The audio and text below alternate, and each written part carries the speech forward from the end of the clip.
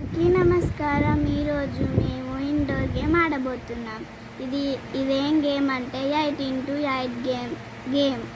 ఇది ఎలా ఆడాలంటూ ఇద్దరికి షరీ 8 కాయిన్స్ ఉండాలి. క్రాస్ బాక్స్లోకి వెళ్ళొద్దు. ఎంటీ బాక్స్లోకి వెళ్ళి మూవ్ చేసుకుంటూ ఎదుటి వారిని జంప్ చేసి చంపాలి. ఇది ఎలా ఆడాలో చూడండి. ఎలా చంపుతున్నామో చూడండి.